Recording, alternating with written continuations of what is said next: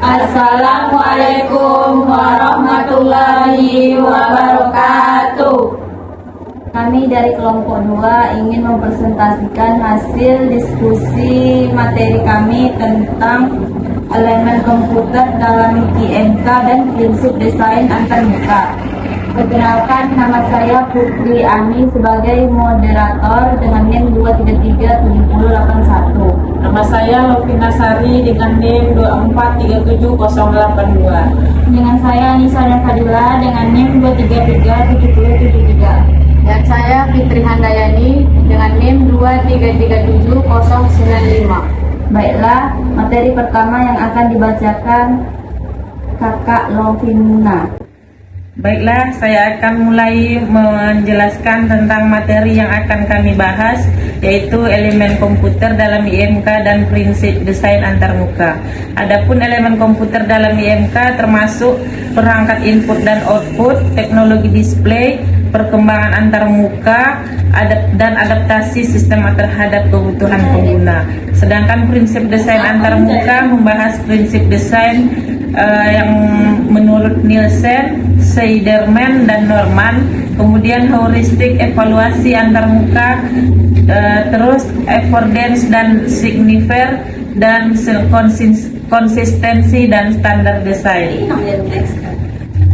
Elemen komputer dalam interaksi manusia dan komputer. 1. Perangkat input. Perangkat input itu dapat merupakan seperti keyboard, mouse, touchscreen, trackpad, mikrofon, dan kamera. Sedangkan perangkat output termasuk monitor, speaker, printer, proyektor, handphone atau earphone, dan braille display. Teknologi display. Adapun teknologi display adalah bidang yang terus berkembang dalam dunia interaksi manusia dan komputer, berfokus pada cara informasi visual disajikan kepada pengguna. Evolusi teknologi ini secara signifikan memengaruhi bagaimana kita berinteraksi dengan perangkat digital, mulai dari komputer dan televisi hingga ponsel pintar dan perangkat realitas virtual. Nah, di sini kami akan membahas jenis-jenis teknologi display. Adapun jenis-jenisnya yaitu yang pertama CRT atau cathode ray tube, yang kedua LCD, yang ketiga LED. Adapun yang dimaksud dengan CRT, teknologi display tabung sinar katoda yang dulunya mendominasi pasar monitor dan televisi. CRT ini menghasilkan gambar dengan menembakkan elektron ke layar berlapis fosfor. Meskipun menawarkan kualitas gambar yang terbaik dan reproduksi warna yang akurat, CRT memiliki ukuran yang besar, berat, dan mengkonsumsi daya listrik yang tinggi. Kemudian LCD. LCD merupakan teknologi layar datar yang menggunakan kristal cair yang diapit di antara dua lapisan kaca atau plastik. LCD ini lebih ringan, tipis, dan hemat daya dibandingkan dengan CRT, serta menawarkan kualitas gambar yang lebih baik. Yang ketiga LED. LED ini merupakan varian dari LCD, di mana sumber cahayanya menggunakan dioda pemancar cahaya sebagai pengganti lampu neon tradisional. LED menawarkan beberapa keunggulan dibandingkan LCD biasa, termasuk konsumsi daya yang lebih rendah, kecerahan yang lebih tinggi, kontras yang lebih baik, dan umur yang lebih panjang. Perkembangan terbaru dalam teknologi display. Di sini akan dibahas tentang resolusi tinggi dan reproduksi warna yang lebih baik. Peningkatan resolusi seperti 4K dan 8K menjadi semakin umum, menawarkan detail gambar yang lebih tajam dan imersif. Kemudian reproduksi warna yang lebih baik. Kemudian layar fleksibel dan melengkung, dan layar transparan dan holografik. Maksudnya pengembangan display transparan dan teknologi yang holografik yang memungkinkan proyeksi gambar di ruang terbuka, membuka potensi baru untuk augmented reality dan antarmuka futuristik. Demikian pembacaan materi dari saya, akan dilanjutkan oleh teman saya Putri Yani. Perkembangan antarmuka. Text Based GUI, NUI, FR atau AR. 1. Text Based User Interface, TUI. Command Line Interface, CLI. Ini adalah bentuk antarmuka pertama dan paling dasar. Pengguna berinteraksi dengan komputer melalui perintah teks yang diketikkan melalui keyboard. Sistem akan merespon juga dalam bentuk teks. Karakteristik input, perintah teks kata kunci sintaks spesifik. Output, teks navigasi menggunakan perintah teks. Contoh, Mr. DOS terminal atau command prompt di berbagai sistem operasi di beberapa aplikasi server.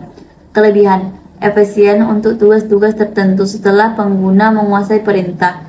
Membutuhkan sumber daya sistem yang rendah. Kekurangan, kurva pembelajaran yang curam, tidak diintuitif bagi pengguna awam, sulit untuk visualisasi data atau kompleksitas interaksi.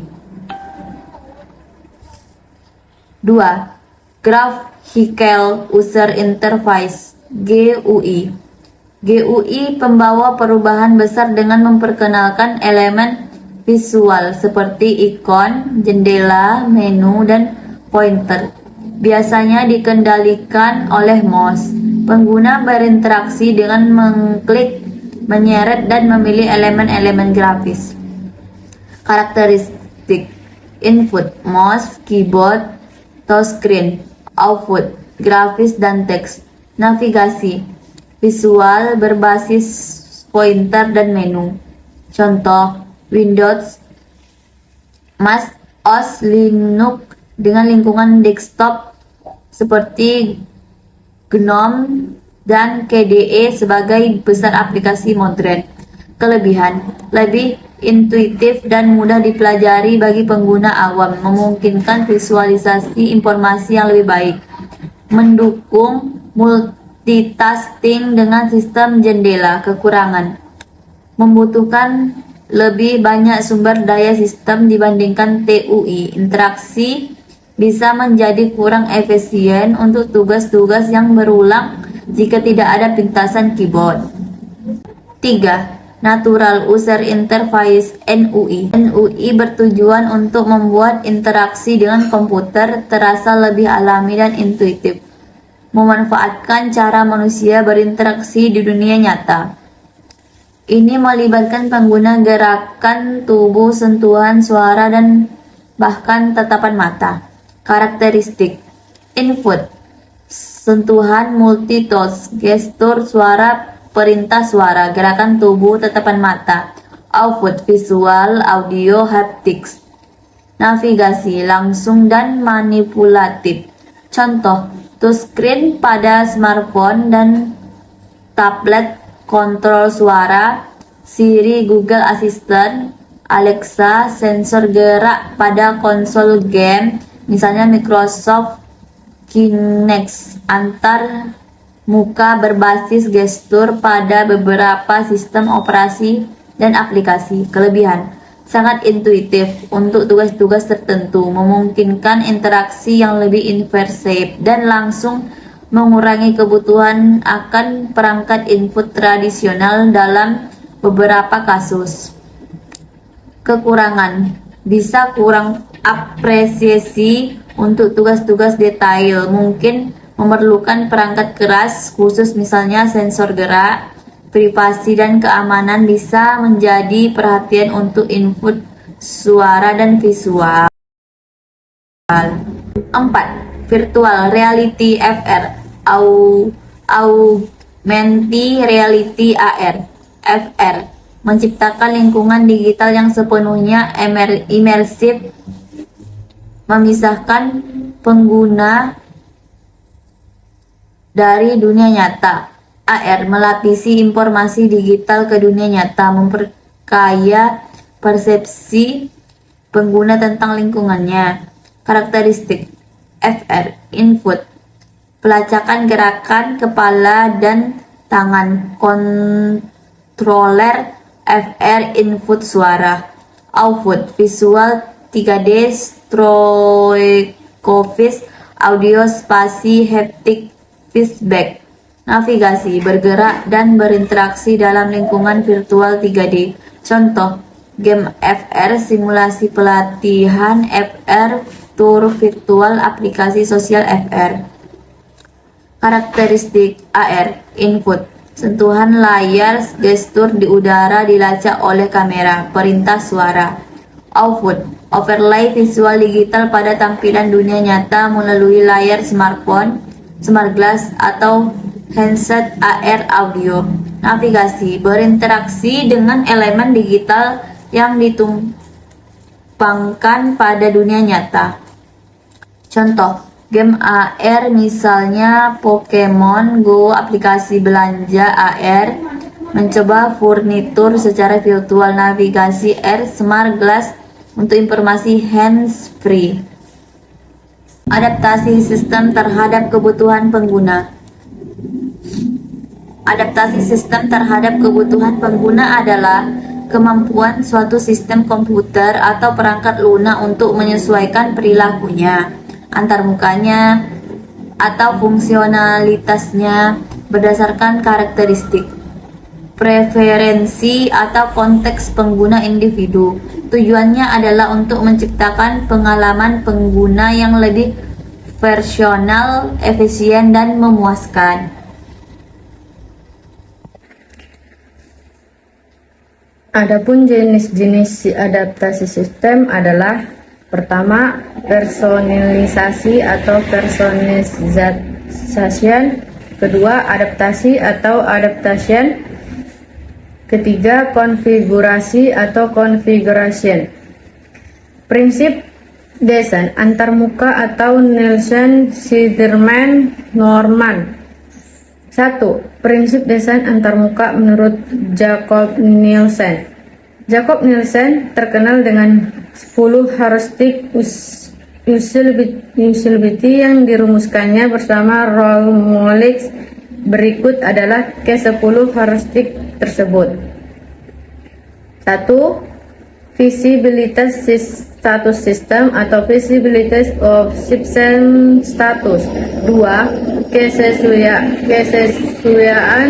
antara sistem dan dunia nyata atau match between system and the real world. 3. Kontrol dan kebebasan pengguna atau user control and freedom. 4. Konsistensi dan standar atau consistency and standards. 5. Pencegahan kesalahan atau error prevention. 6. Pengenalan daripada pengingat atau recognition rather than recall. 7. Fleksibilitas dan efisiensi penggunaan atau flexibility and efficiency of use. 8. Desain estetis dan minimalis atau aesthetic and minimalist design. 9. Bantu pengguna mengenali, mendiagnosis, dan memulihkan diri dari kesalahan atau help user reasonis, diagnosis, and recovers from errors. 10. Bantuan dan dokumentasi atau disebut help and documentation. 2. Prinsip desain antarmuka menurut Ben Siderman. Ben Siderman mengemukakan 8 aturan emas desain antarmuka yang berfokus pada interaksi yang efisien dan memuaskan. Berikut adalah ke-8 aturan tersebut. Yang pertama, berusaha untuk konsisten atau disebut strive for and posture. Kedua, memungkinkan pengguna sering menggunakan pintasan atau disebut enable frequent user to shortcut. 3. Menawarkan umpan balik yang informatif atau disebut after informative feedback. Keempat, merancang dialog untuk menghasilkan penutupan atau disebut basic dialog to yield doser. Kelima, menawarkan penanganan kesalahan yang sederhana atau disebut after simple error handling. 6. Mengizinkan pembalikan tindakan yang mudah atau disebut permit easy reversal of action. 7. Mendukung internal local control atau disebut support internal locus of control. 8. Mengurangi beban memori jangka pendek atau disebut reduce short-term memory load. Prinsip desain antarmuka menurut Donald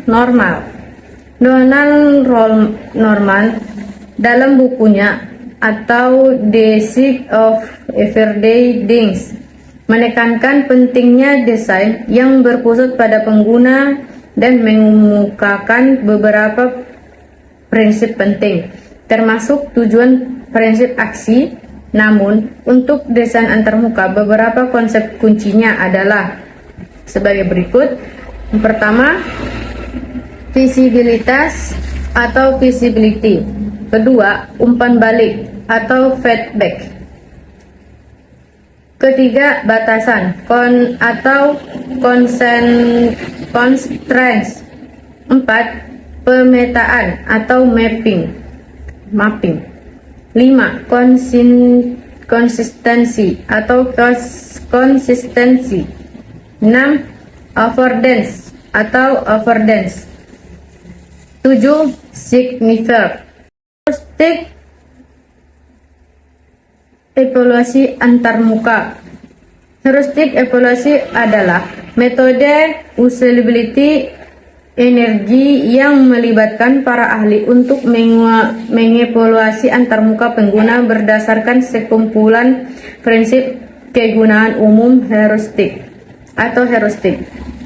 Tujuannya adalah untuk mengidentifikasi masalah kegunaan dalam desain antarmuka sehingga masalah tersebut dapat diatasi sebagai bagian dari proses desain iteratif.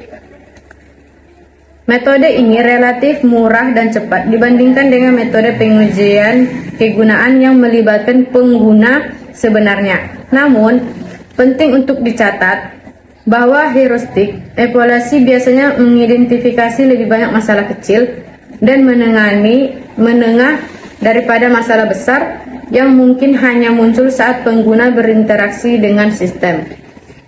Demikian dari saya, yang akan dilanjutkan oleh Nisa, kawan kami. Proses heuristis evaluasi. 1. Perencanaan. 2. Sisi evaluasi. 3. Agregasi dan analisis hasil. 4. Pelaporan. Affordance dan signifier. Affordance mengacu pada kemungkinan tingkat yang ditawarkan oleh suatu objek kepada penggunanya.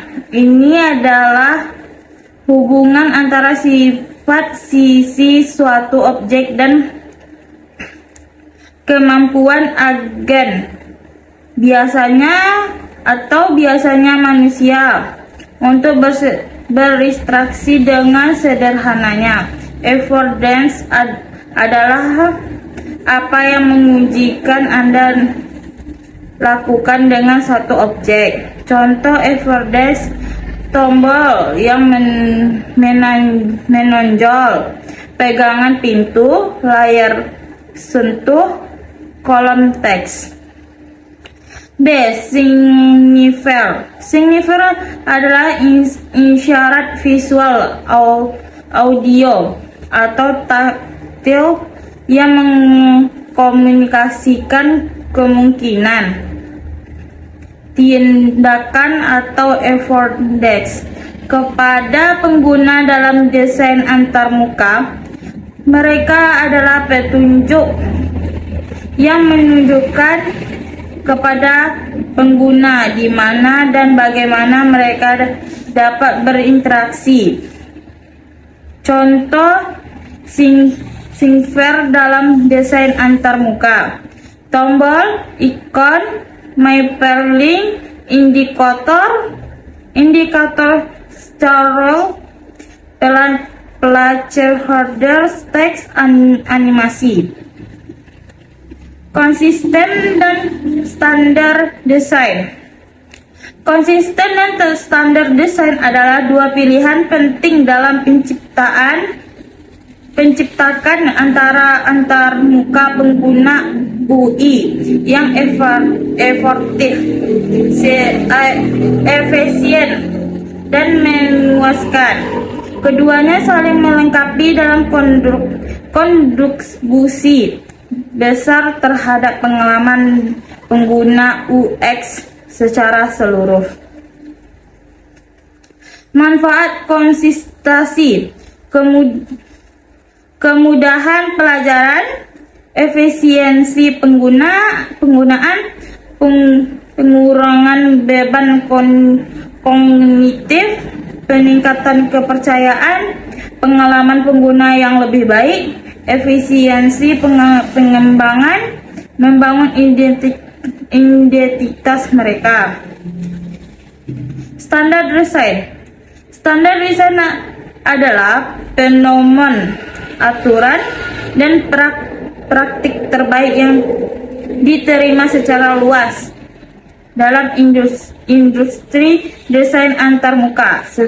Standar ini dapat berupa: A. Standar platform, B. Standar industri, C. Standar aksesibilitas, D. Standar perusahaan. Sekian hasil presentasi kami pada hari ini. Jika ada kesalahan dan kekurangan, kami mohon maaf. Semoga hasil presentasi kami bermanfaat. Sekian presentasi kami. Assalamualaikum warahmatullahi wabarakatuh.